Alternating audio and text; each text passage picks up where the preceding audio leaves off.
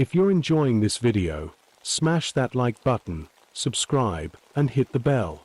Share it with your friends, and let me know in the comments where you're watching from. Every like and subscribe helps the channel grow.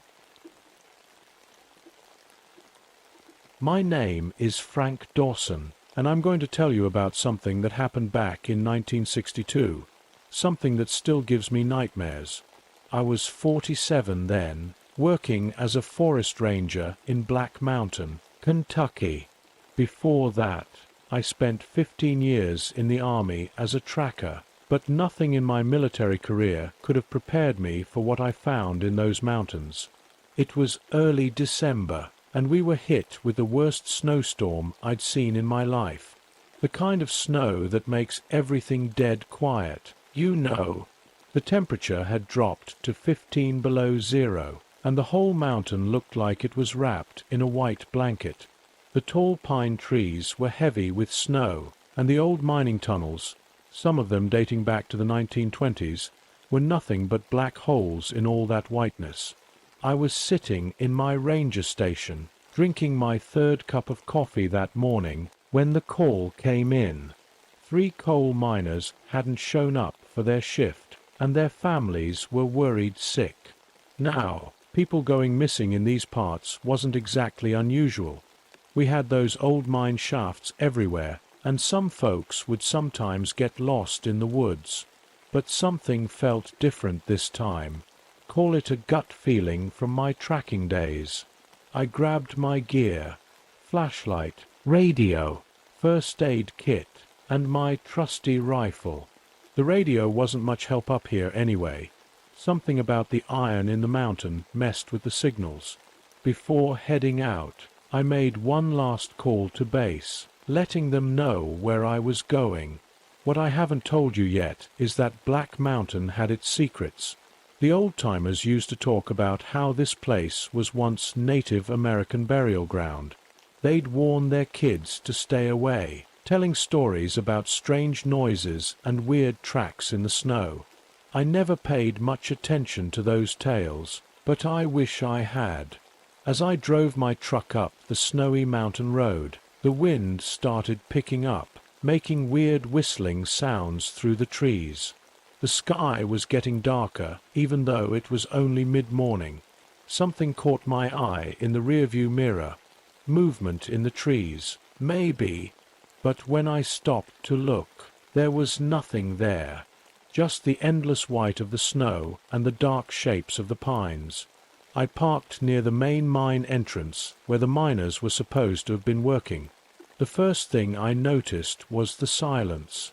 Usually, you'd hear birds, the wind in the trees, something. But there was nothing. It was like the whole mountain was holding its breath. Then I saw the tracks in the snow. They weren't human tracks, and they sure weren't from any animal I knew, and I knew all the local wildlife. These were huge, with 3 toes, like nothing I'd ever seen before. They led straight into the old mining tunnel, disappearing into the darkness. I stood there, my flashlight beam cutting through the shadows, and for the first time in many years, I felt real fear. The kind that makes your spine tingle and your mouth go dry. Something was very wrong on Black Mountain, and I was about to find out just how wrong. Little did I know, this was just the beginning of a nightmare that would change my life forever. If I managed to survive it at all, I clicked on my flashlight and stepped into the mine shaft. The beam of light bounced off the wet walls, and my boots made soft crunching sounds in the old coal dust. Years in the army taught me to stay quiet and alert, but my heart was beating so loud I thought it might echo through the tunnel. "Hello? Anyone in here?" I called out. My voice bounced back at me, but something else came with it, a sound like scratching, deep in the darkness. I took out my notebook and wrote down the time, 10:45 a.m. The miners, Bill, Tom, and Gary, had been missing for almost 24 hours now. I knew their families were waiting for answers, but something told me I wouldn't like what I was about to find. The tunnel went deeper into the mountain, and the air got colder with every step. My flashlight showed old support beams, some of them rotting and creaking above my head. Water dripped somewhere in the darkness, making little plinking sounds that kept making me jump. Then I found the first sign that something was really wrong. A hard hat lying on its side, the lamp still weakly glowing. It belonged to Bill Matthews. I could see his name scratched on the side. Next to it was a lunchbox, torn open like it had been ripped apart by something strong. Really strong. I tried my radio again. Base, this is Dawson. Do you copy? Nothing but static. Those iron deposits in the mountain were blocking the signal, just like always. That's when I heard it. A voice calling from deeper in the tunnel. Help. Please help. It sounded like Gary, one of the missing miners. I started walking faster, my boots splashing through puddles. Gary, is that you? Keep talking. The voice came again, but something wasn't right. It sounded like Gary, but also different. Like someone trying to copy his voice, but not getting it quite right. I stopped walking. In the army, we learned that when something doesn't feel right, it probably isn't. I shined my light on the ground and saw those strange three-toed tracks again, but this time there was something else. Dark stains in the coal dust that looked horribly like blood. The voice called again, closer now. Help me, Frank. Please help. My blood ran cold. I never told them my first name.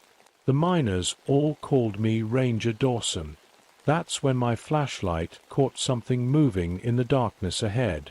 Something tall and thin, standing upright but not quite human. Its skin looked wrong, like it was hanging loose. And its eyes reflected my flashlight beam like an animal's. I slowly reached for my rifle, trying to keep my hands from shaking. Whatever this thing was, it wasn't Gary. It wasn't human at all. And then it smiled at me that I backed away slowly, my rifle pointed at the thing that was pretending to be Gary.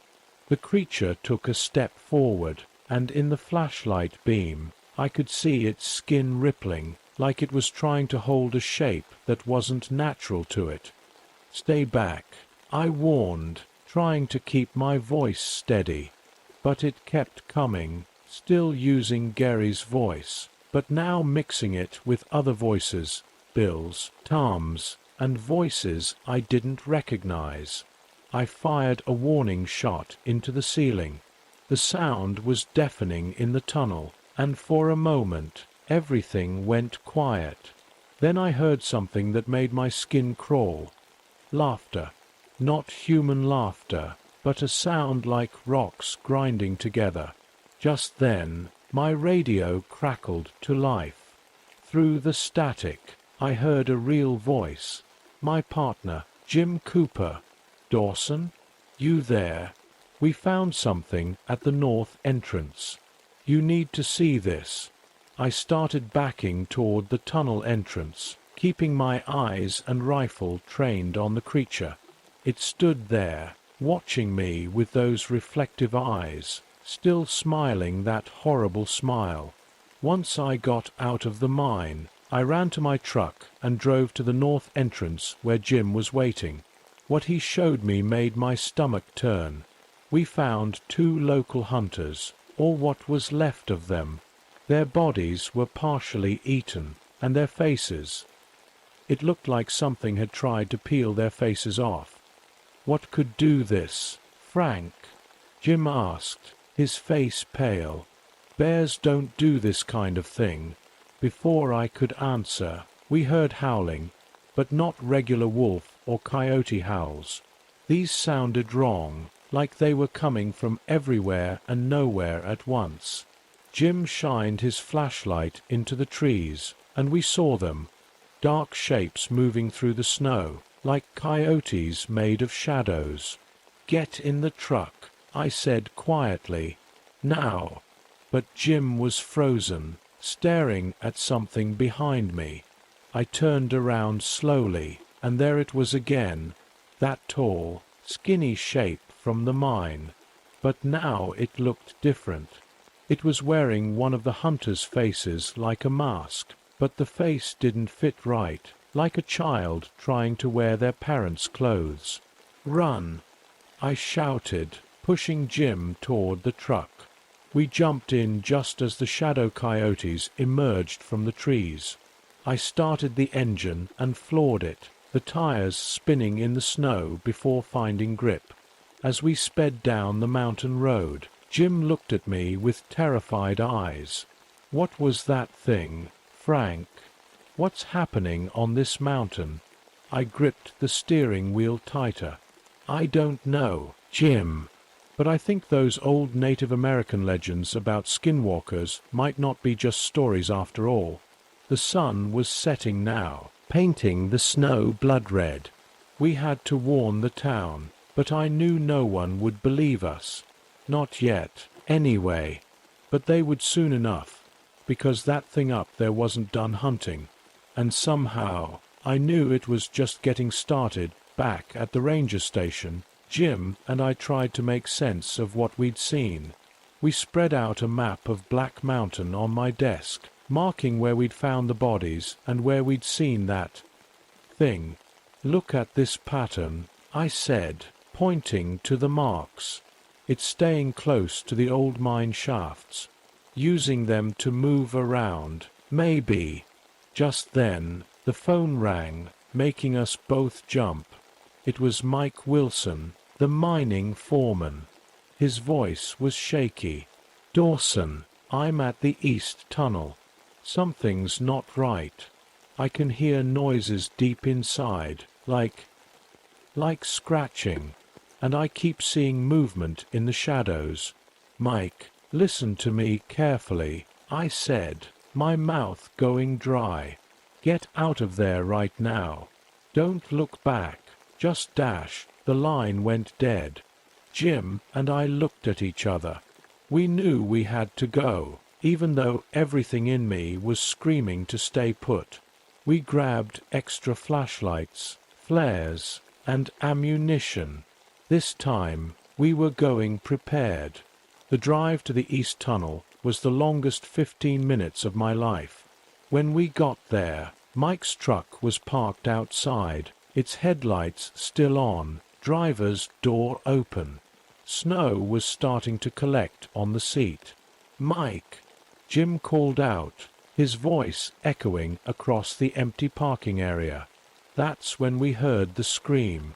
It came from inside the tunnel, a horrible sound that started as Mike's voice and then changed into something else, something inhuman.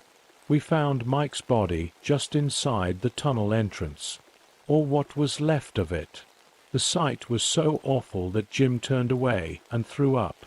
But what scared me most was the fresh skin lying next to Mike, like a snake's shed skin, but human-sized.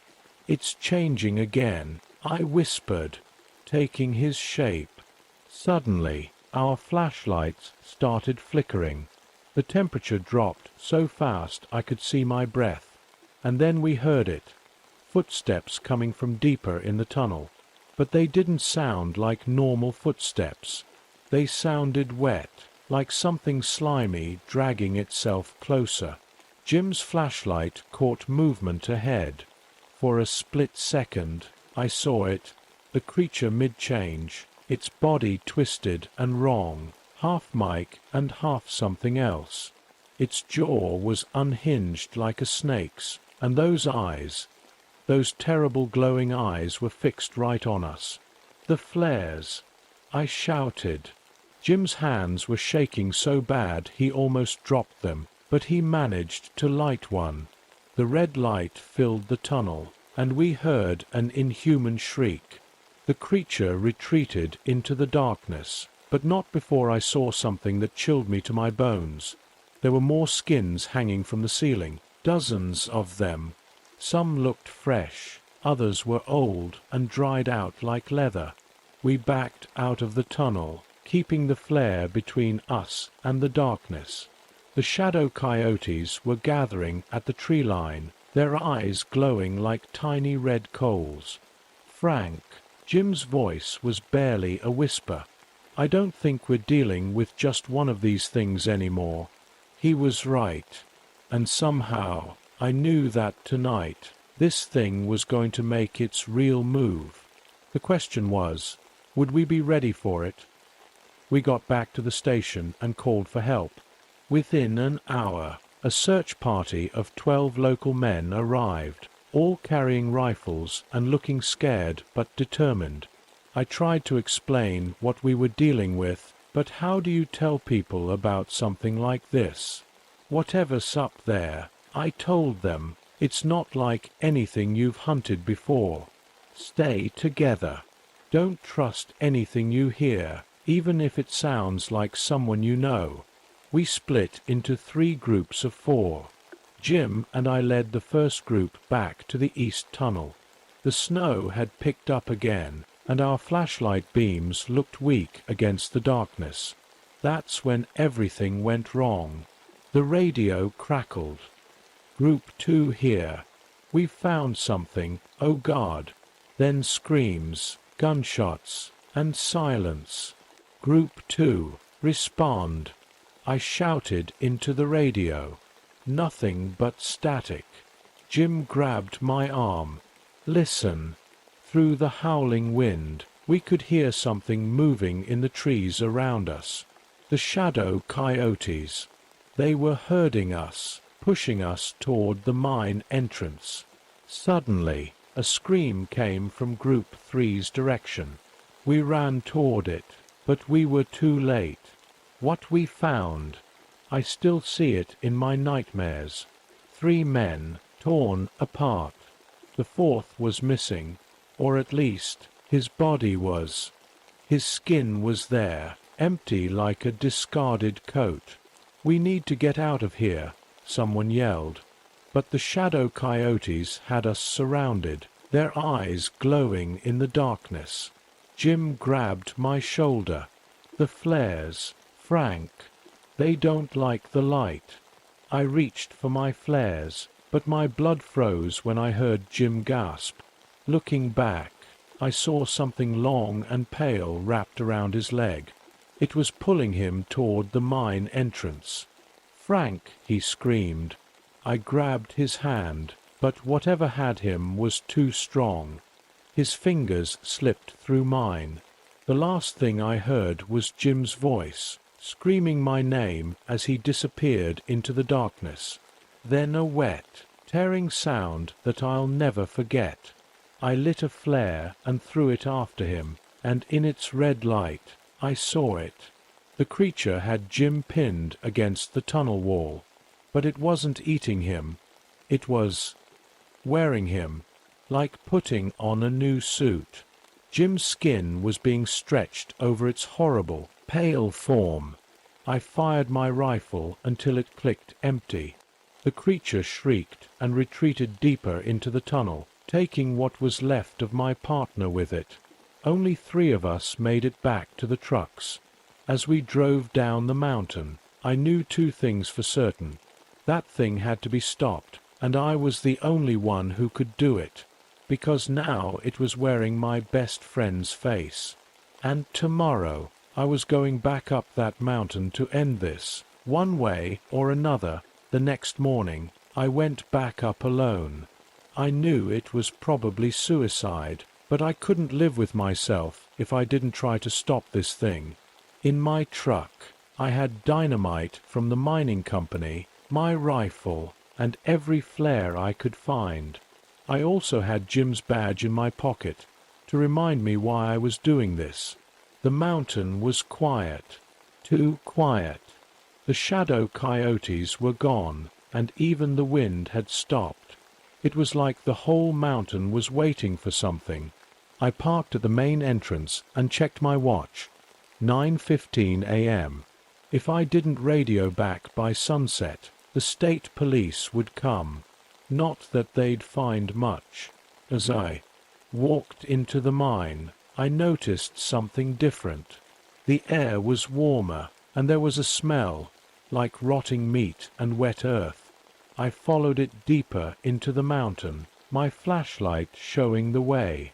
The tunnel opened into a large cave, and what I saw there made me understand everything. Bodies. Dozens of them, stacked like firewood along the walls.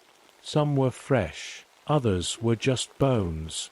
This wasn't just a hunting ground, it was a larder. The creature was storing food. Then I saw something else that made my blood run cold. In the center of the cave was a kind of nest made from clothes and human hair, and in it were what looked like eggs, large, pale things that pulsed in my flashlight beam.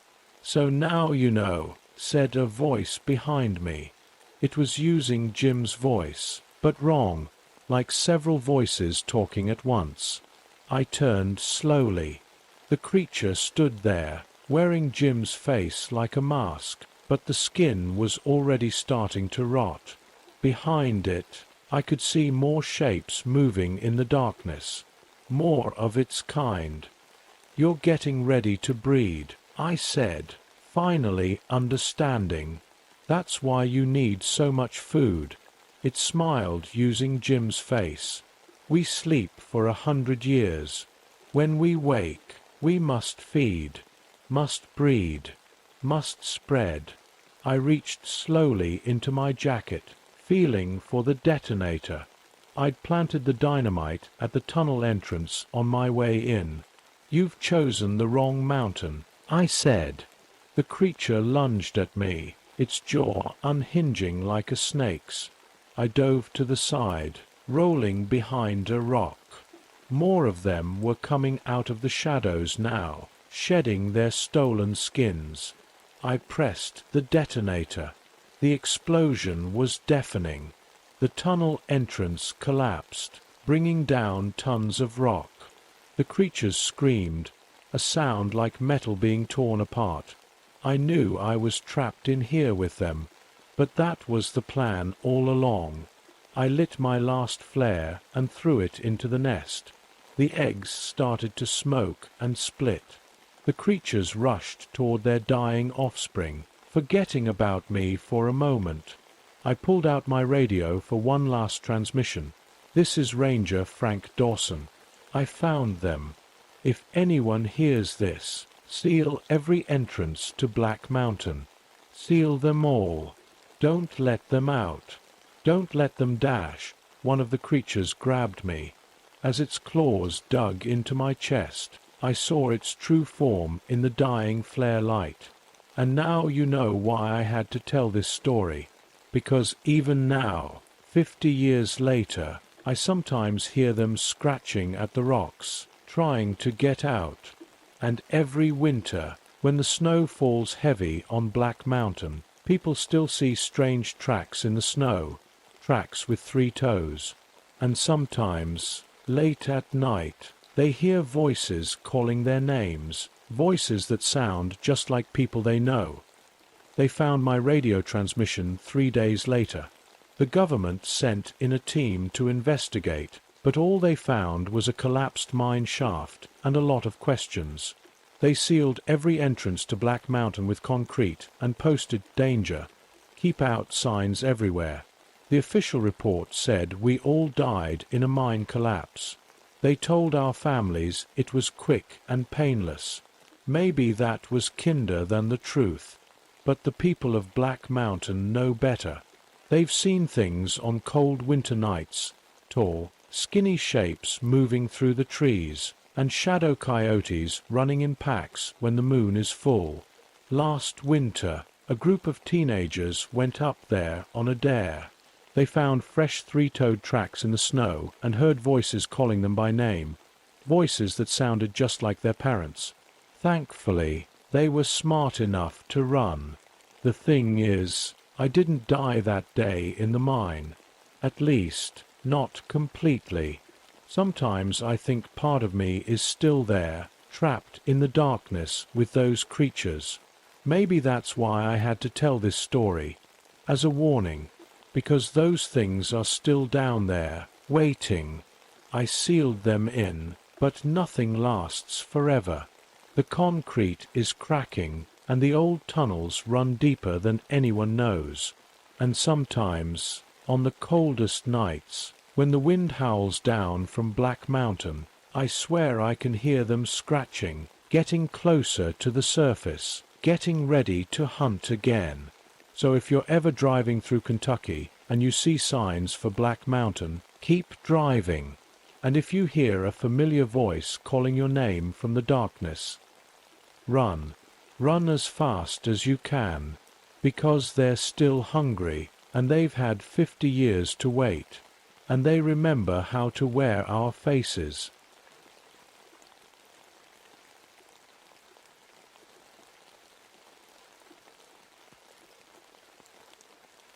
My name is Marcus Reynolds, and I need to share what happened in the Everglades during that cursed summer of 1977. I've kept quiet for too long, but with death creeping closer each day, someone needs to know the truth.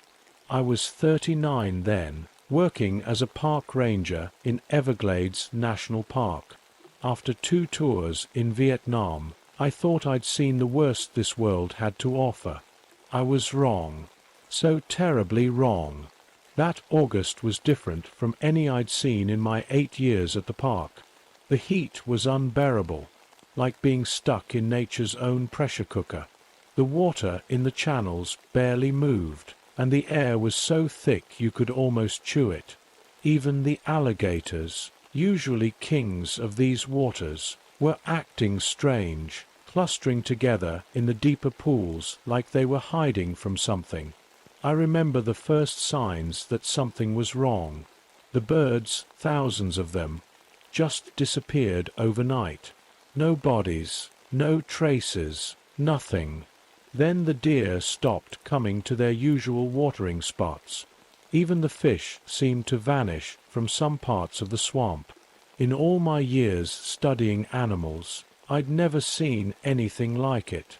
My daily patrols took me past the old Native American shell mounds, these huge piles of shells left by tribes hundreds of years ago. The locals always said these places were special, sacred even. They warned us never to disturb them, especially during the hot months. I wish I'd paid more attention to those warnings.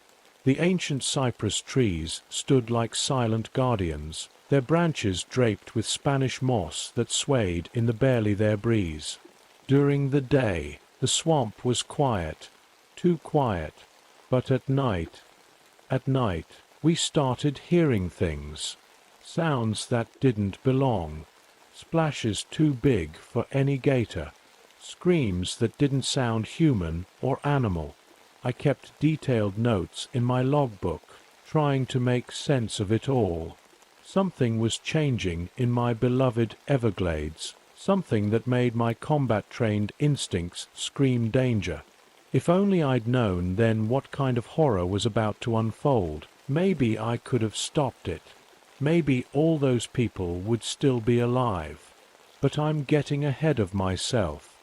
Let me tell you how it all started, about the day we found the first torn-up airboat, and how that was just the beginning of a nightmare that still haunts me to this day. It all started on August 15th. I still remember that morning clearly. The air was so hot and sticky it felt like breathing through a wet blanket. I got a radio call about a missing tourist boat that hadn't returned from their evening tour the day before. 5 people, a family of 3 and an elderly couple. My heart sank when we found the airboat. It was torn apart like a paper toy, pieces of metal scattered across the dark water. What scared me most wasn't the wreckage.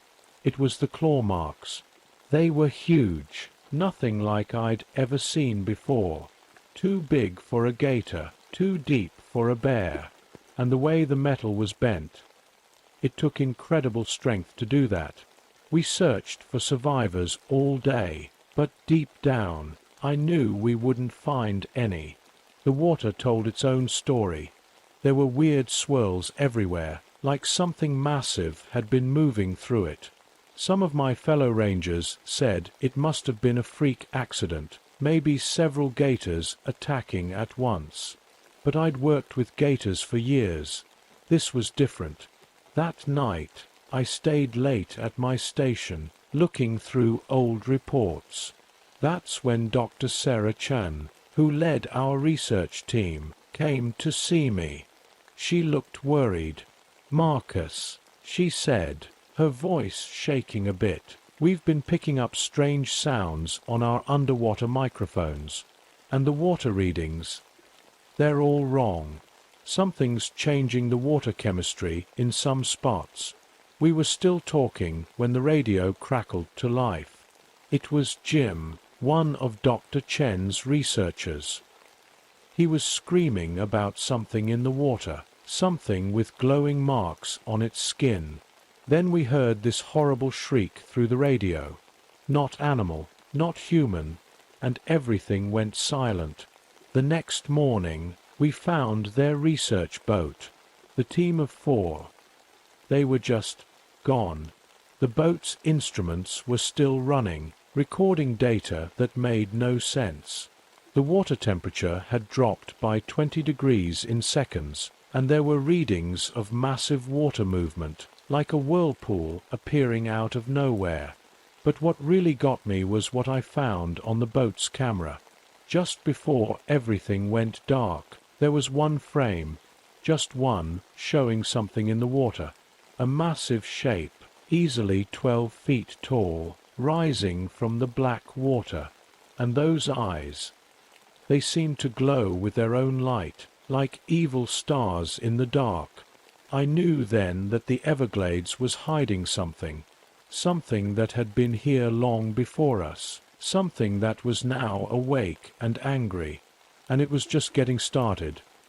The next few days were like a nightmare that just kept getting worse. Local fishermen started disappearing, 3 of them in just 2 days. We found they're empty, boats drifting in the channels, with those same strange claw marks. The weird thing was, all this was happening in places where the water was deepest, near those old Native American shell mounds.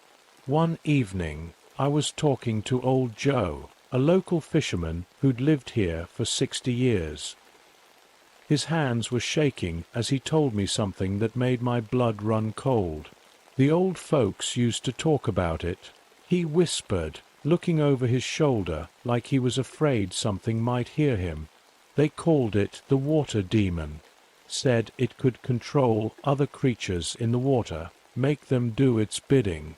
But it wasn't just a water creature. It could walk on land too, like some kind of giant ape.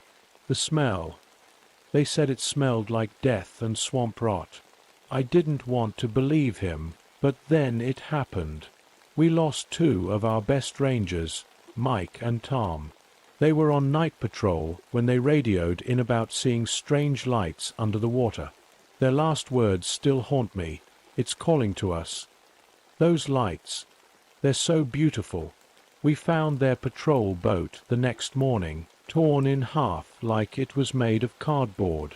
The water around it was full of dead fish, all facing the same direction, like they'd been controlled by something. That's when the military showed up, a whole team of them, with special equipment and weapons. Their leader, Colonel Harris, pulled me aside and showed me old files, reports going back hundreds of years, all describing the same thing. People vanishing, strange lights in the water, that awful screaming sound. We've been tracking these incidents, he told me. They happen every 50 years or so, always during the hottest summers. But this time it's different. It's never been this aggressive before. The military team set up camp near the shell mounds. They had underwater sensors, night vision gear, everything you could think of. But none of it mattered. That night, we heard the screaming again, that terrible, paralyzing shriek. When we got to their camp, it was like a war zone. Their equipment was scattered everywhere, torn to pieces. The whole team, 12 trained soldiers, gone, just like the others. I found one of their cameras floating in the water. The last video showed something massive rising from the water, covered in glowing marks that seemed to pulse with evil light. It had gills that opened and closed on its neck, but its face was like a twisted mix between an ape and something from the deepest parts of the ocean. I knew then that I had to end this, no matter what it took, and I thought I knew how, but first I had to find its lair. Using my old Vietnam training, I tracked the creature's movements. Every attack, every disappearance. They all made a pattern, like a web centered around the deepest part of the swamp. I knew that's where I'd find its home. I waited until dawn, when the fog was still thick on the water. In my backpack, I carried something from my war days, white phosphorus flares. If this thing was part water creature, maybe fire would drive it out. The water got darker and colder as I moved deeper into the swamp. My small boat barely made a sound, but my heart was beating so loud I thought everything in the Everglades could hear it. Then I saw it, a huge underwater cave beneath one of the oldest shell mounds. As I got closer, I started finding things in the water. Old boats, pieces of equipment, bones. So many bones. Some looked ancient, others terrifyingly fresh. This thing had been feeding here for centuries. That's when I noticed the carvings on the cave walls. They told a story. Native American drawings showing their people and something huge rising from the water. Next to it were symbols, like a warning. I remembered what old Joe had said about a curse, about how his people had tried to trap an evil spirit in the water long ago. Suddenly, the water started moving. Not normal waves. It was like the whole swamp was coming alive. I saw those glowing marks under the surface, moving closer. The water began spinning, trying to pull my boat down. Then I heard it, that shriek that made my whole body freeze. It rose from the water, towering above me. 12 feet of pure nightmare, half ape, half fish, with glowing patterns that seemed to reach into my mind. Water poured from its gills and its eyes. They were full of an intelligence that was ancient and evil. I don't really remember throwing the flares. I just remember the water catching fire, the phosphorus burning white-hot across the surface.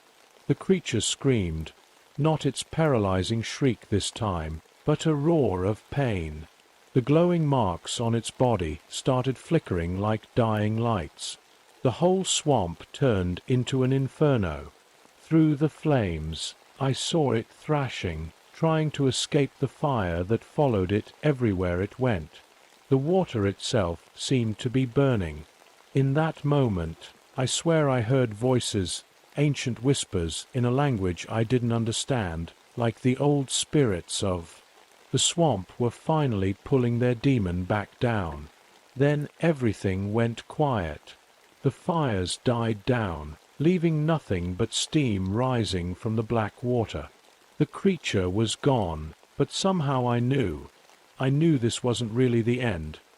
That was 3 months ago. The official report says it was all an accident, a series of tragic events caused by bad weather and wild animals. They closed off large parts of the park, calling them environmentally sensitive areas. But the locals know better. They won't go near those waters anymore. Every night, I still have the same dream. I see those glowing marks in the water, hear that terrible shriek. Sometimes I wake up and find myself writing the same words over and over. It's still there. It's waiting. The disappearances haven't stopped completely. Every few weeks, Someone goes missing near the old shell mounds. The police say they're just accidents, people getting lost in the swamp. But I've seen the fear in the searchers' eyes when they find another empty boat. Dr. Chen's replacement tried to put new research equipment in the water last week. They found it the next morning, crushed and twisted, with those familiar claw marks. The Native American tribes who live around here refused to talk about what happened. When I tried to ask their elders about the cave drawings, they just shook their heads and walked away. I'm writing all this down because I know I won't be around much longer. The nightmares are getting worse, and sometimes, when I look in the mirror, I see those hypnotic patterns floating in my eyes. The doctors say I'm just suffering from PTSD, but they don't understand. None of them were there. None of them saw what I saw. Yesterday, I heard that sound again, that terrible shriek, far off in the swamp. Nobody else seems to hear it, but I know what it means. The creature isn't dead. Maybe it can't die. Maybe that's what the Native Americans knew all along, that it can only be trapped, never destroyed. I'm leaving these notes where they'll be found.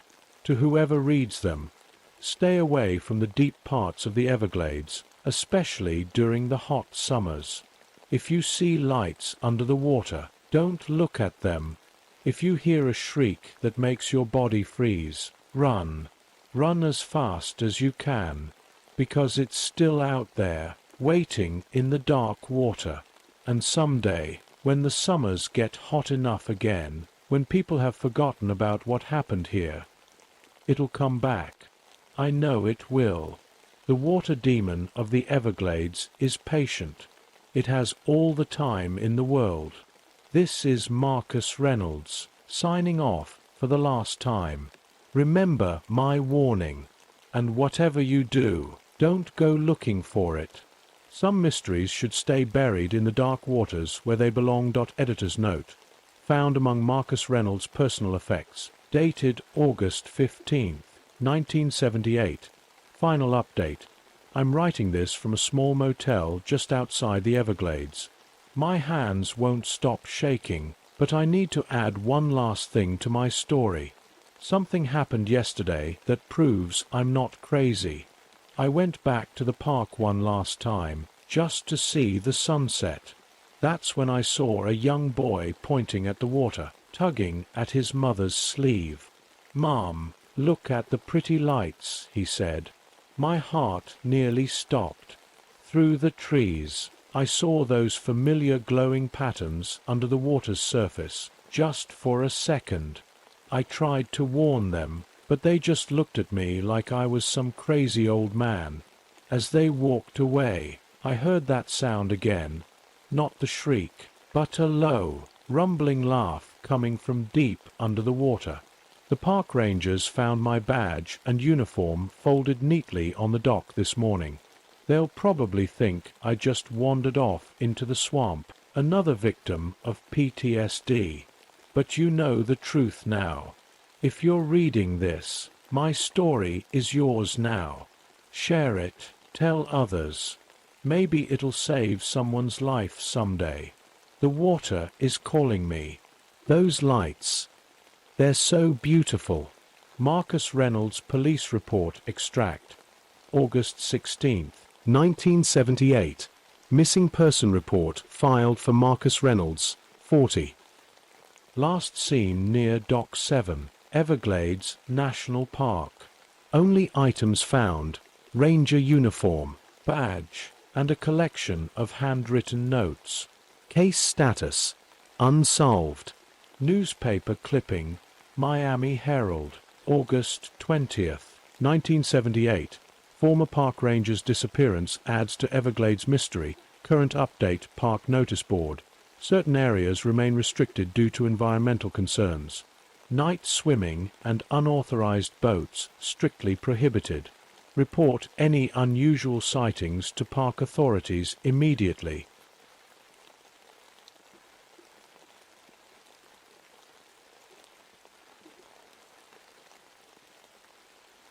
My name is John Morrison, but everyone around here calls me Jack. I've been a ranger at Redwood National Park for the past 15 years, ever since I quit my job as a smoke jumper. You'd think after jumping out of planes into raging forest fires, nothing would scare me anymore. But what I'm about to tell you, well, it changed everything I thought I knew about these ancient woods. It all started in October 1985. I remember that morning clearly. The fog was different. Now, we get fog here all the time, rolling in from the Pacific Ocean, wrapping around our massive redwoods like a thick blanket. But this fog, it moved wrong.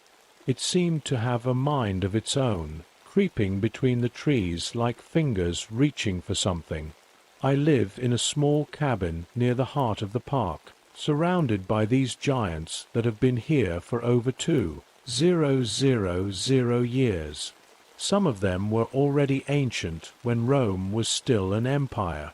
Every morning, I'd wake up early to patrol the trails, check on the wildlife, and make sure no tourists were doing anything stupid. But that October morning, something felt off. The redwoods here aren't like regular trees. They're so tall they seem to touch the clouds, with trunks wider than my cabin. When you walk among them, it's like being in a natural cathedral. There are places in this forest where Native American tribes buried their dead hundreds of years ago, and strange formations of trees that grow in perfect circles, circles that no forester can explain. Over the years, I'd heard stories about people going missing in these woods. Not just recent cases, but disappearances dating back to the 1800s. As a ranger, I always told myself there were logical explanations. People get lost, they wander off trail, they underestimate the wilderness. But after what happened that October, I'm not so sure anymore. That morning, as I sipped my coffee on the cabin porch, watching that strange fog dance between the trees, I had no idea I was about to uncover a secret that would make me question everything I thought I knew about nature, about these ancient redwoods, and about what really lives in these woods. If I'd known what was coming, maybe I would have packed up and left right then. But I didn't. And now? Well, now I need to tell you what really happened in the Redwood National Park during those terrifying weeks of October 1985. It started with a photography crew. They were a team of 4, 2 photographers and 2 assistants from some big nature magazine. Nice folks, really professional. They wanted to capture the morning light filtering through the redwoods, something about a special feature on ancient forests. I showed them around that first morning, pointing out the safest trails and the best spots for photos. Stay on the marked paths. I told them, like I tell everyone, these woods can be tricky, even in broad daylight. They nodded and smiled, probably thinking I was just being an overly cautious old ranger. That evening, when they didn't return to their campsite, I wasn't too worried at first. Photographers often lose track of time, chasing that perfect shot. But when night fell and their cars were still in the parking lot, my stomach started to knot up. I called it in and gathered a search team first thing the next morning. 5 of us, me, 2 other rangers, and 2 local volunteers who knew these woods well. We followed their last known trail, looking for any signs, footprints, equipment, anything. The fog was thick that morning, thicker than I'd ever seen it. It muffled our voices and made the massive redwoods look like dark giants looming over us. As we walked deeper into the forest, I noticed something strange about the trees. The bark patterns. They seemed different somehow, like they were shifting when I wasn't looking directly at them. We found their equipment first. expensive cameras and tripods, scattered on the ground like they'd been dropped in a hurry. No signs of a struggle, no blood, nothing broken. Just abandoned. Then we found the footprints. They started normal enough, but then they just stopped, right in the middle of a clearing, like all 4 people had simply vanished into thin air. But the weirdest thing, the trees around that clearing were arranged in a perfect circle, a formation that I swear hadn't been there the day before, and in the bark of each tree there were these strange markings, like faces pressed against the surface from the inside. I reached out to touch one of these markings, and that's when I felt it. The wood was warm, like skin, and for just a second I could have sworn I heard something that sounded like whispers coming from deep inside the tree. That's when Tom, one of our volunteers, called out, "Jack, you need to see this." His voice was shaking. I turned around, and what I saw next made my blood run cold. Tom was pointing at something on the ground, a camera, one of the expensive ones from the photography crew. But that's not what made my hands shake when I picked it up. The camera's screen was still working, showing the last photo taken. I pressed the review button, flipping through the images. The first few shots were normal. Beautiful morning light streaming through the redwoods, misty trails, the usual stuff. But then the photos started getting strange. In each new picture, the fog grew thicker, and the trees, they looked different. In one photo, I could swear I saw a face in the bark, but not like the carvings tourists sometimes make. This face seemed to be pushing out from inside the tree. The last photo made me drop the camera. It showed something tall and dark standing between 2 redwoods. At first glance, it looked like another tree, but when you looked closer, it had arms and legs, and its skin was like bark. Its head was turned toward the camera, and where its eyes should have been, there were just dark, hollow spaces. "Everyone, we need to leave now," I said, trying to keep my voice steady. But as we turned to go, we realized something terrifying. The fog had grown so thick we could barely see 10 feet ahead, and the trail we'd followed in was gone. That's when we heard it, a sound like wood creaking, but almost like words. It seemed to come from all around us. The trees themselves appeared to be moving, though there wasn't any wind. "Stay together," I shouted, but it was too late. Tom had already taken a few steps away from the group, reaching out to touch one of the trees. I'll never forget what happened next. The bark beneath his hand seemed to soften, like wet clay. Before any of us could react, it pulled him forward. He didn't even have time to scream. The other volunteer, Mike, panicked and ran. The fog swallowed him up in seconds. We could hear his footsteps getting farther away, then a sudden silence. The remaining ranger, Sarah, grabbed my arm. "Jack, look at the trees," she whispered. The redwoods around us had changed. Their massive trunks were now covered in what looked like rippling muscles under the bark, and they were moving, slowly closing in around us.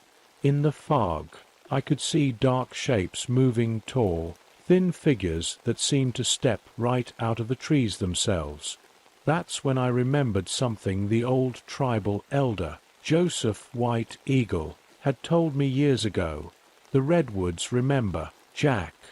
They remember the old agreements, and they remember when they're broken. I grabbed Sarah's hand. "Run!" I yelled. But as we turned to escape, we came face to face with something that made us realize this was only the beginning of our nightmare. The thing standing in front of us looked like a person made of bark.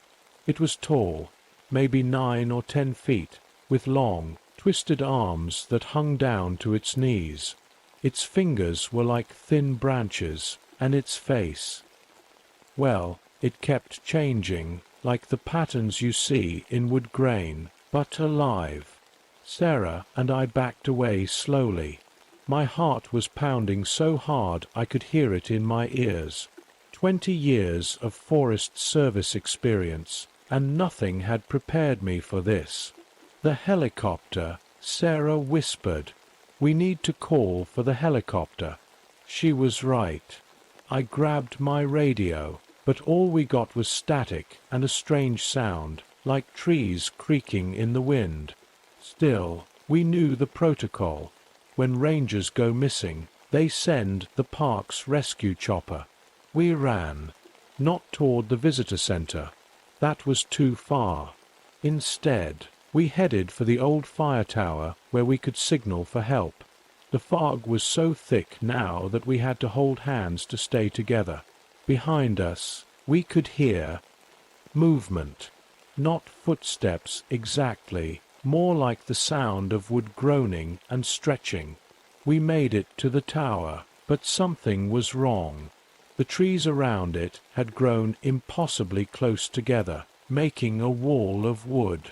Trees don't grow like that, not naturally, not overnight. The helicopter's sound came just as we reached the tower, that familiar whop-whop-whop of the rotors. Relief flooded through me, but it didn't last long. Through the fog, we saw the chopper's lights. Then we heard the pilot's voice on Sarah's radio. This is Rescue 1. Something's wrong. The trees. They're moving. The branches are reaching up. Their dash, the sound of splintering metal and breaking glass cut through the air. The helicopter's lights spun wildly, and then silence.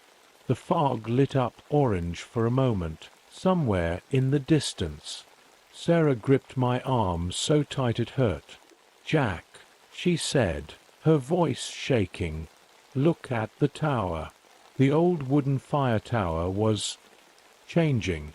The wood of its walls was rippling, like waves on water, and from inside we could hear something moving.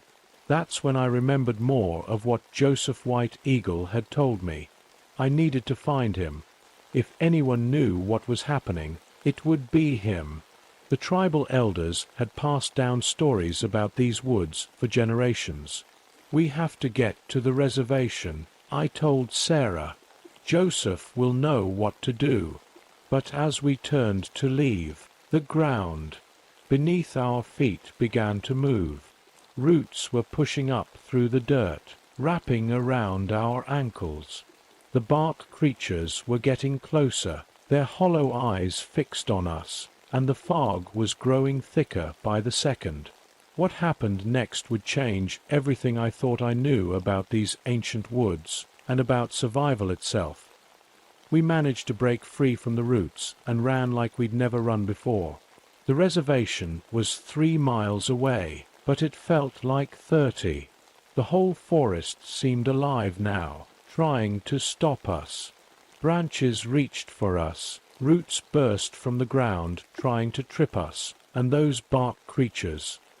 They were always just behind us, moving through the trees like shadows. Sarah fell twice. The second time, I had to pull her up as a root tried to drag her into the ground. Her face was scratched, and her uniform was torn, but she kept running. When we finally reached the reservation, my heart sank. The small cluster of houses was empty. No lights, no movement, nothing. But I knew where to find Joseph. The old man always spent his evenings in the tribal meeting house. We found him there, sitting calmly in his chair, like he'd been waiting for us. His weathered face showed no surprise at our panicked state. "They're awake," he said simply, looking at me with tired eyes. "The tree walkers. We broke the ancient agreement." "What agreement?" I gasped. still trying to catch my breath. "Joseph, people are dying." He stood up slowly, walking to an old chest in the corner. "Long ago, our people made a pact with the guardians of these woods. We promised to protect certain sacred areas, to keep them untouched. But last month, the Park Service built that new trail." He paused, pulling out a small wooden box. "The trail that cuts through the ancient burial ground." Suddenly, the meeting house doors burst open. Two of those bark creatures stood there, their hollow eyes staring at us. But Joseph didn't flinch. Instead, he opened the box and took out a small bone knife and a leather pouch. "There's only one way to make this right," he said, rolling up his sleeve. "The forest demands blood payment for breaking the pact.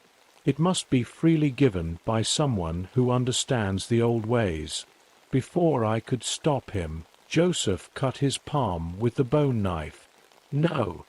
I shouted, but he was already walking toward the tree walkers, his blood dripping onto the wooden floor. "I offer myself," he said in his native language. "Take me, and leave these people in peace." The bark creatures moved forward, their wooden bodies creaking. As they reached for Joseph, he turned to me one last time. "Remember, Jack, the forest is alive.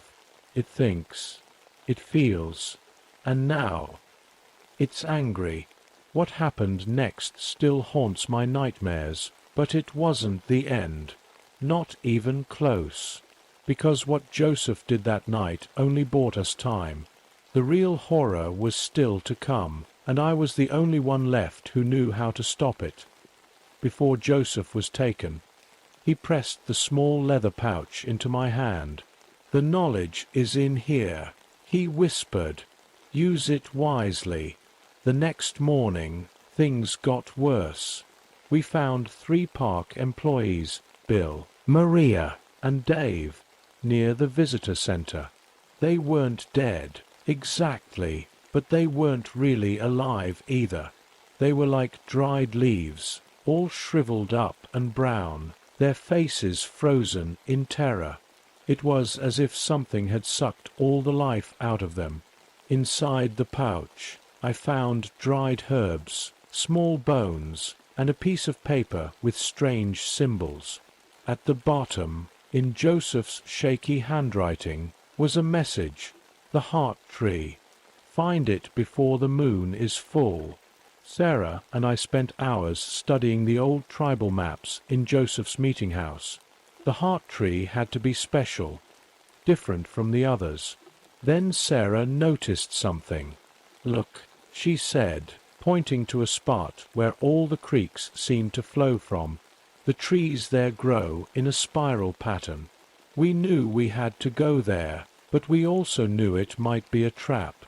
The fog was getting thicker every hour, and more people were disappearing. The bark creatures, the tree walkers, were getting bolder, appearing even in broad daylight now. We packed what we needed: flashlights, Joseph's pouch, and the bone knife he'd used. As we walked deeper into the forest, the air got heavy and hard to breathe. The trees seemed to whisper around us, their branches moving without wind. Then we found it, the heart tree. It was enormous, bigger than any redwood I'd ever seen. Its trunk was twisted into shapes that looked like faces, all of them screaming. At its base, the ground was covered in what looked like glowing moss, pulsing like a heartbeat. But we weren't alone. Around the heart tree stood dozens of tree walkers, their bark bodies gleaming in the strange light. And in the middle of them all was something that made my blood run cold. A figure that seemed to be half tree, half human, with glowing eyes and branches growing from its head like a crown. It spoke, not with words, but directly into our minds. "You have broken the pact. Now you will join us, Become part of us. Feed our hunger. I clutched Joseph's pouch, knowing what I had to do next would either save us all or doom us forever. My hands were shaking as I opened Joseph's pouch. The bone knife felt warm, almost alive. I remembered his last words about blood freely given, and suddenly I understood what needed to be done. "Sarah," I whispered, "run back to the ranger station. No matter what you hear, don't look back." "I'm not leaving you," she said, but I could see the fear in her eyes. Someone needs to survive to tell the truth, to protect others. After a moment, she nodded and disappeared into the fog. I faced the crowned tree walker and held up the knife. "I know what you want," I said, my voice stronger than I felt. "A life for a life. Blood for blood." The creature tilted its head, branches creaking. Around us, the tree walkers moved closer, their hollow eyes fixed on me. The heart tree pulsed faster, its glowing moss beating like a giant heart. I started drawing the symbols from Joseph's paper on the ground with the knife. With each symbol, the tree walkers stepped back, as if pushed by an invisible force. The crowned one hissed like wind through dead leaves. "You took my friends," I said, rolling up my sleeve. "You took Joseph. But he taught me your old laws. A willing sacrifice can remake the pact." Before I could change my mind, I cut my palm with the bone knife. As my blood dripped onto the symbols, they began to glow with the same light as the moss. The forest went completely silent. Then the heart tree's trunk split open, revealing a dark space inside. In that darkness, I saw faces, hundreds of faces. The missing photographers, the search team, even Joseph. They were all there, trapped inside the tree, their bodies slowly turning to wood. The crowned tree walker spoke again in my mind. "Blood freely given. But are you willing to take their place? To join with us forever? To become part of the forest?" I looked at all those faces, at my friends and neighbors trapped in living wood. I thought about all the years I'd spent protecting these forests, never knowing their true nature, and I knew what I had to do. I stepped toward the heart tree, my bleeding hand raised. "I am willing," I said, "but I have conditions." What happened next would change the forest forever and turn me into something I never thought possible. The crowned tree walker leaned forward, branches creaking. "Speak your terms, human. Free them all," I said firmly. "Every single person you've taken. And from now on, no more killing. No more taking people. I'll stay here, become your guardian, make sure no one breaks the sacred grounds again." The forest seemed to breathe, all the trees moving at once. The crowned one raised its branch-like arms, and the heart tree's opening grew wider. One by one, people started falling out. The photography crew, Tom, Mike, the other missing people, and finally, Joseph. They all looked dazed but alive. The crowned one spoke again. "They will remember nothing. But you will remember everything. Forever." I nodded and stepped into the heart tree. The sensation was strange, like sinking into warm honey. I could feel the wood wrapping around me, becoming part of me. But instead of fighting it, I let it happen. That's when something unexpected occurred. Instead of trapping me, the tree's power flowed through me. I could feel every root, every branch in the entire forest. I could sense the ancient memories stored in the rings of these old trees. I wasn't their prisoner. I was becoming their voice, their guardian. The crowned tree walker bowed its head. "The pact is remade," it said. You are now between worlds, neither fully human nor fully tree. Guard our secrets well. That was 5 years ago. The people I saved that night walked out of the forest with no memory of what happened. The Park Service closed off that section of the woods, claiming it was for environmental protection. Sarah kept her promise. She never told anyone what she saw. But sometimes she leaves food at the edge of my territory, even though she knows I don't need it anymore. I still live here, watching over these ancient woods. My skin is slowly turning to bark, and I can move through the trees like walking through doorways. The tree walkers are my companions now, and I understand their purpose. They're not evil, they're protectors, just like I am.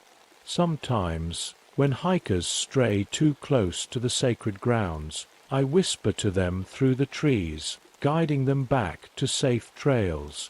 The forest doesn't need to hurt anyone anymore. It has me now.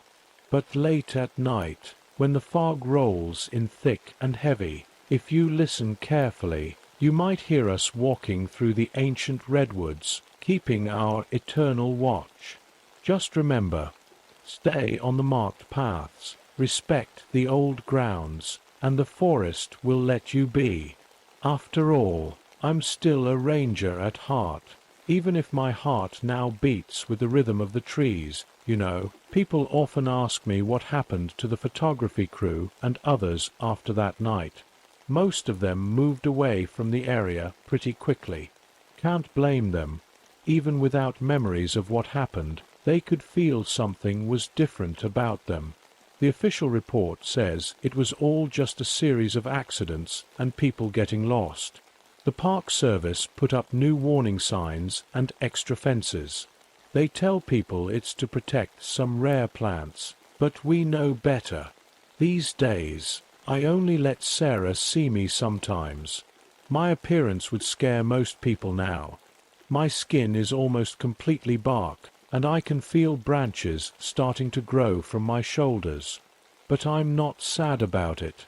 This is who I need to be. The tree walkers taught me their secrets. I learned how they use the roots to talk to each other, how they can shape the fog to hide what people shouldn't see. I even learned how they feed off the earth's energy instead of taking life force from humans. Sometimes, late at night, I visit Joseph's grave on the reservation. He knew this would happen. He'd been preparing me for years without my knowing it. The tribal elders still leave offerings at the edge of my forest. They understand what I've become. Last week, a young hiker got lost and wandered into my territory. In the old days, the tree walkers would have taken her. Instead, I made the moss glow along a safe path, leading her back to the main trail. As she left, I heard her whisper, "Thank you." That's my legacy now. I protect both worlds, the human one and the ancient one of the trees. The forest is quiet these days, peaceful. No more disappearances, no more mysterious deaths. Just the fog, the trees, and us watchers. But remember this, if you ever visit Redwood National Park and see strange fog rolling in, or hear whispers in the wind, or notice the trees moving oddly, stay on the marked paths. I'll do my best to protect you, but the forest remembers. It always remembers. And somewhere in these ancient woods, watching over it all, is a former ranger named Jack Morrison, making sure the old pact stays strong, keeping both worlds safe, one day at a time.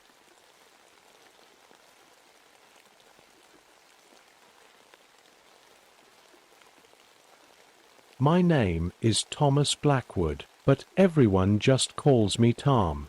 I've been a wildlife biologist here at Yellowstone National Park for almost 15 years now, and I thought I'd seen everything these wild lands could throw at me.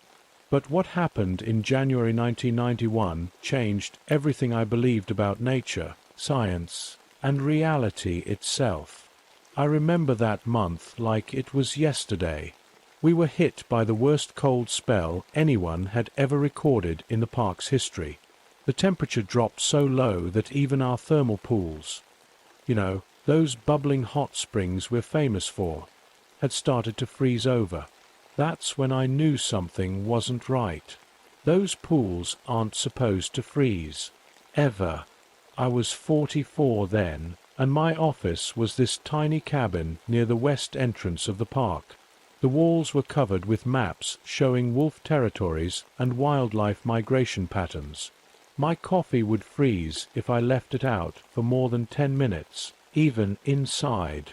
The radio crackled constantly with reports of strange ice formations and unusual animal behavior. The Native American elders from the local tribes had been warning us for weeks to stay away from certain areas they called forbidden zones. I should have listened. We all should have listened. But scientists like me, we always think we know better. We always want proof, evidence, something we can touch and measure. Well, I got my proof all right, but at what cost? It started with the wolves. As the park's wildlife biologist, I knew every pack in the area. I could recognize their howls, track their movements, predict their behavior. But that morning, when I heard that howl echo across the frozen lake, it wasn't like anything I'd ever heard before. It sounded like a wolf, but wrong, like someone, or something, was trying to copy a wolf's cry but couldn't quite get it right. Little did I know, that strange howl would be the beginning of the most terrifying month of my life, a month that would leave me with scars, both physical and mental, that I carry to this day. But let me tell you exactly what happened, every frozen detail of it, so you can understand why I still wake up in cold sweats whenever I hear the wind howl on winter night. That first sign of trouble came early one morning. I was doing my usual rounds when I got a call on my radio about some strange tracks near the frozen lake. When I arrived, what I found made my blood run cold. The entire wolf pack, 12 strong, healthy wolves I'd been tracking for years, they were just shattered, like frozen statues that someone had smashed into pieces. Their bodies were covered in a strange, thick layer of ice, something I'd never seen before in all my years studying wildlife. The weird thing was, there was no blood. None at all. Just broken pieces of ice-covered wolves scattered across the snow. The temperature gauge on my truck read -40 degrees, way colder than it should have been, even for January in Yellowstone. While I was taking photos and samples, I noticed something else that didn't make sense.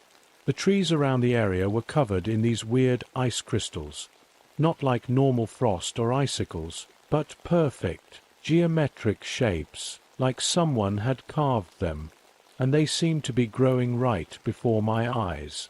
I called in some other rangers, but they were just as confused as I was. We'd seen animals freeze to death before during harsh winters, but nothing like this.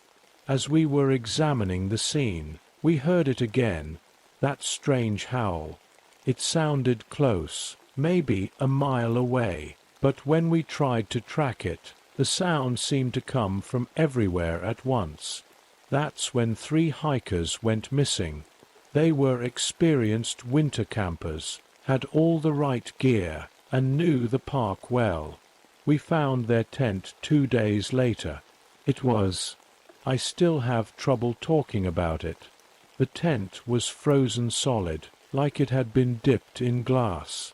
And inside, the hikers were there, frozen in place, their faces twisted in terror.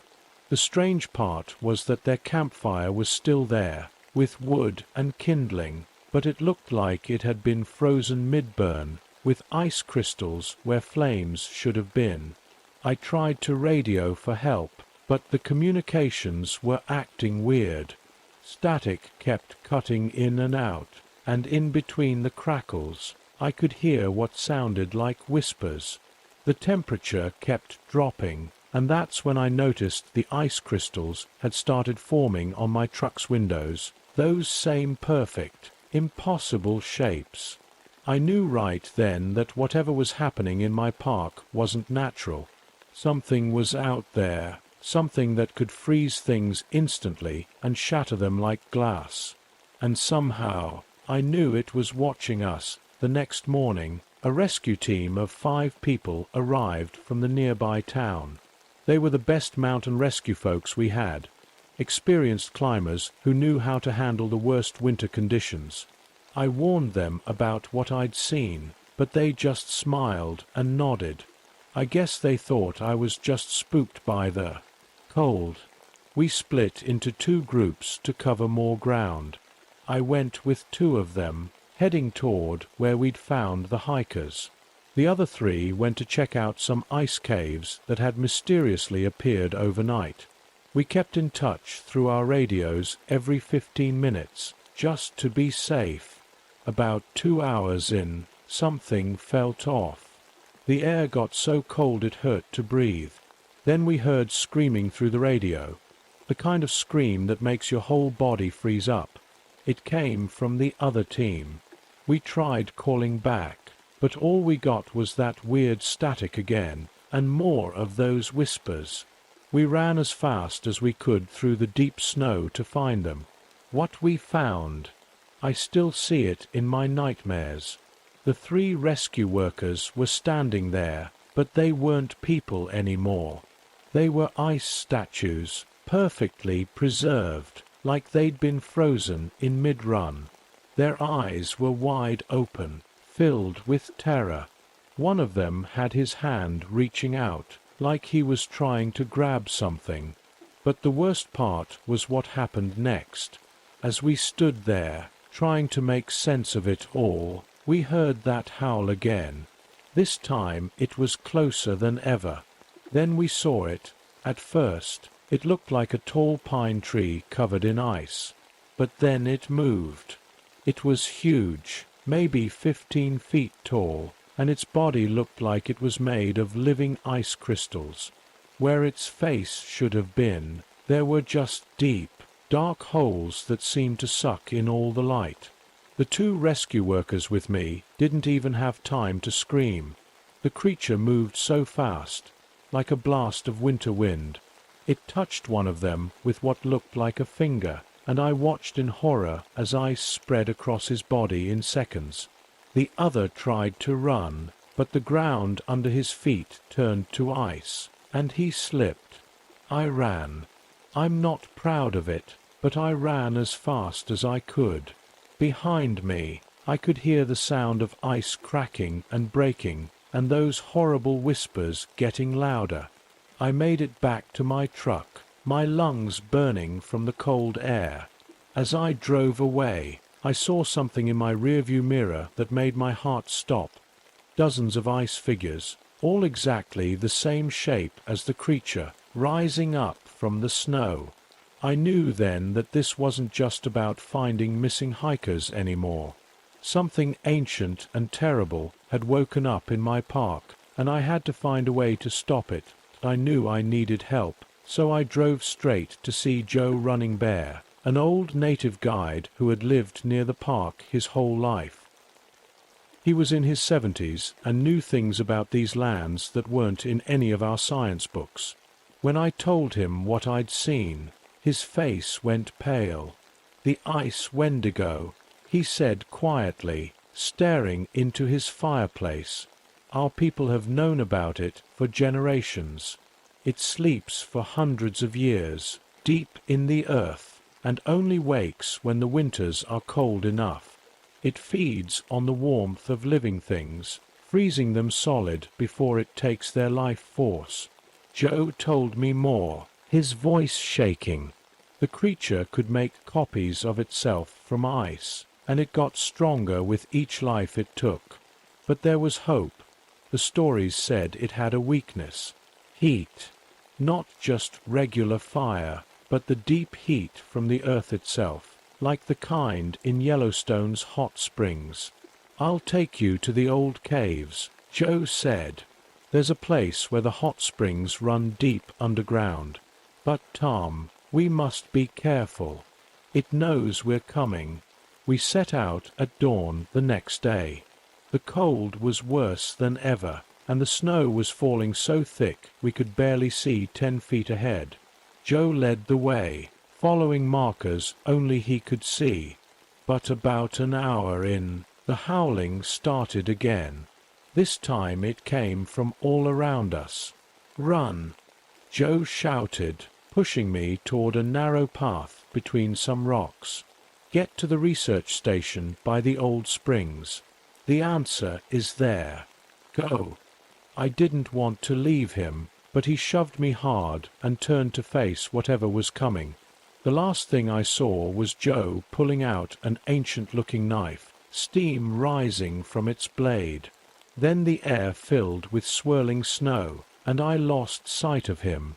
I ran until my legs felt like they would give out. When I finally stopped and looked back, all I could see were those ice figures in the distance, and something that looked like red crystals scattered across the white snow where I'd left Joe. The research station was my only hope now. But as I got closer, I realized something was terribly wrong.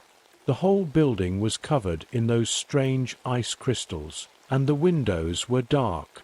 I knew what I would find inside, but I had no choice. The research station was like walking into a frozen nightmare.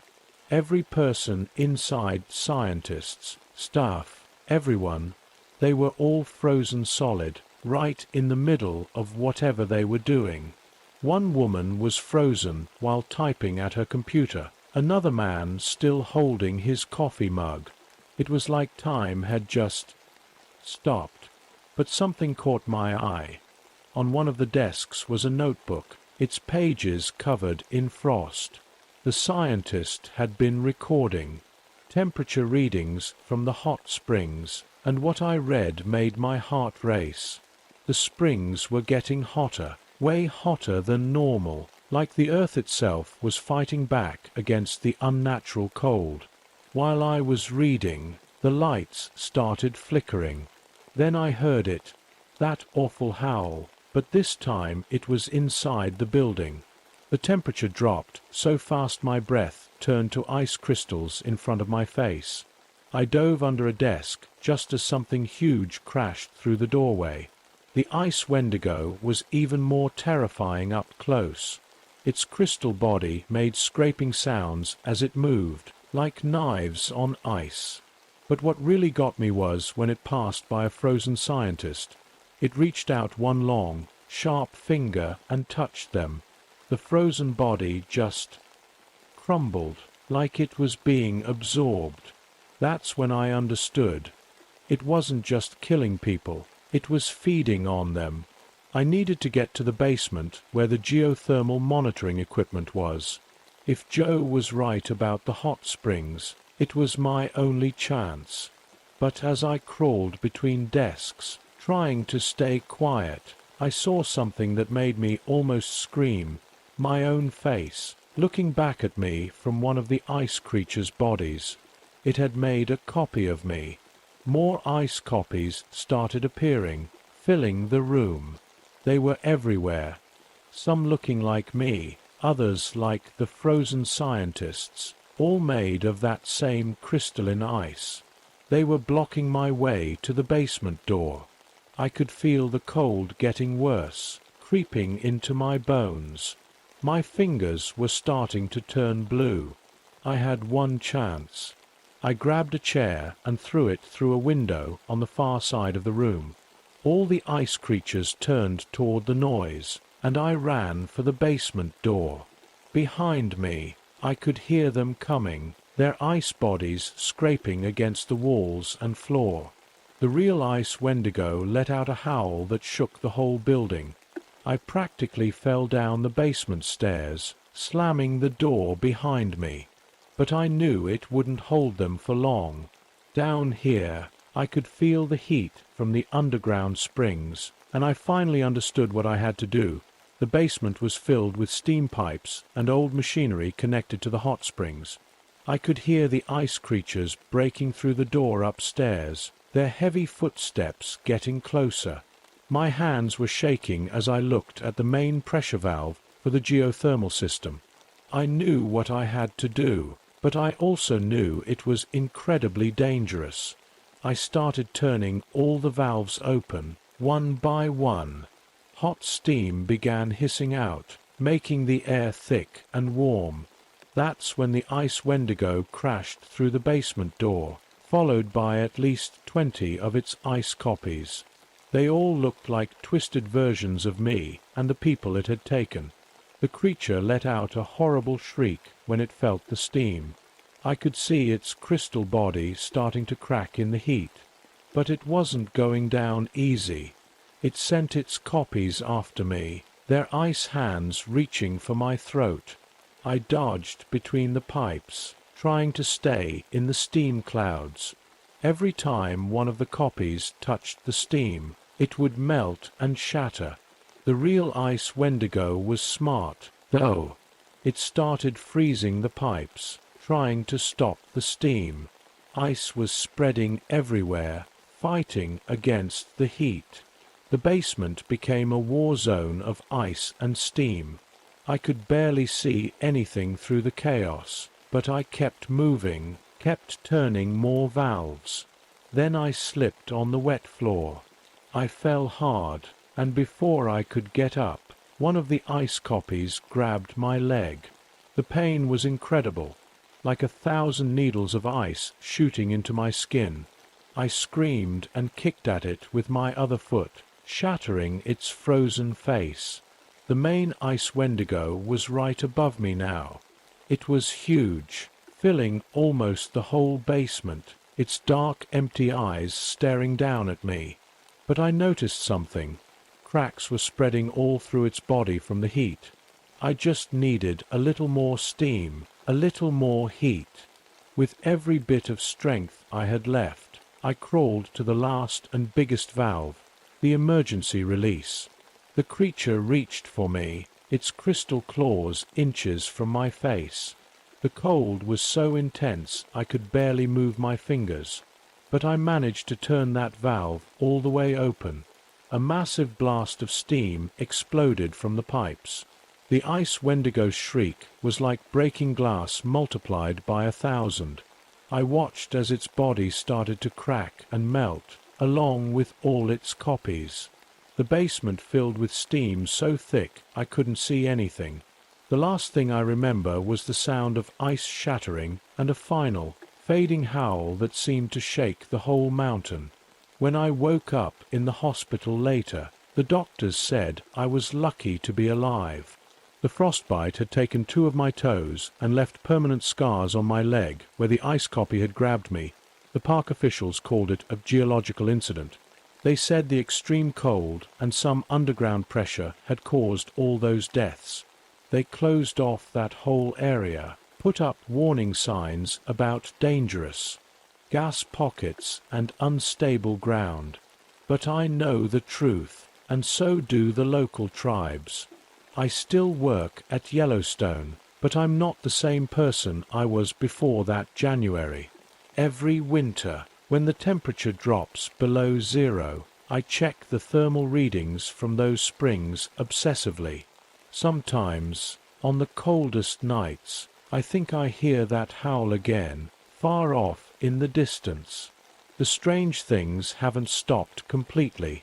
Every year, 2 or 3 hikers go missing in that area, even though it's supposed to be closed off. Rangers find weird ice formations in the middle of summer. The temperature readings go crazy for no reason. And sometimes, when I drive past that old research station at night, I swear I can see crystalline figures moving in the darkness. Joe Running Bear's body was never found. Just that ancient knife of his, lying in the snow, its blade somehow still warm to the touch. I keep it in my office now, just in case. The local tribes say the ice Wendigo isn't dead. You can't kill something that ancient. They say it's just sleeping again, deep under the ice, waiting for another winter cold enough to wake it up. The doctors fixed most of my frostbite, but my leg still aches whenever the weather turns cold. And sometimes, when I look in my bathroom mirror on frosty mornings, just for a split second, I see a face made of ice crystals staring back at me, with those same dark, empty eyes. I'm telling you this story because people need to know the truth. If you're ever in Yellowstone during winter, and you hear a wolf's howl that doesn't sound quite right, or see ice crystals growing in impossible shapes, don't stop to take pictures. Don't try to investigate. Just run. Run as fast as you can toward warmth and light, because the ice wendigo is still out there, and winter. Winter is always coming back. Last year, something happened that made me realize this nightmare might not be over. I was training a new ranger, Sarah, during a routine patrol near the old restricted area. It was an unusually cold October evening when our truck's temperature gauge suddenly dropped from 45 degrees to below zero in just minutes. Sarah noticed it first, those perfect ice crystals starting to form on our windshield. My heart nearly stopped. They were the same geometric patterns I remembered from 1991. I slammed the truck into reverse so fast Sarah almost hit her head on the dashboard. As we backed away, we saw something that still haunts me. Standing in the fading daylight was a small ice figure, maybe 4 feet tall, like a child made of crystal. It lifted its hand, waving at us, and then shattered into 1,000 pieces. The temperature went back to normal instantly. I filed a report, but of course, nobody believed us. Sarah requested a transfer the next day. Smart girl. But I stayed, because somebody needs to keep watch. Somebody needs to remember. I've started keeping a secret diary of every strange thing I notice. Sudden temperature drops, weird ice formations, missing hikers. The patterns are starting to look familiar. The winters are getting colder each year, and the geothermal readings from the old springs are going crazy again. Last week, I found wolf tracks in the snow that just stopped suddenly, like the wolf had vanished into thin air. And yesterday morning, I heard that howl again, the same wrong-sounding howl that started everything 30 years ago. I don't know if I'll be around to fight it next time. My leg isn't what it used to be, and I'm not getting any younger. But I've made copies of this story and my diary. I've hidden them where they'll be found if something happens to me, because people need to be ready. They need to know what's really out there in the cold. So if you're ever hiking in Yellowstone and you feel that unnatural cold creeping in, or hear a wolf's howl that makes your blood freeze, remember my story. Remember what happened at that frozen lake in 1991. And remember that some legends aren't just stories. Some monsters are real, and they're still hungry.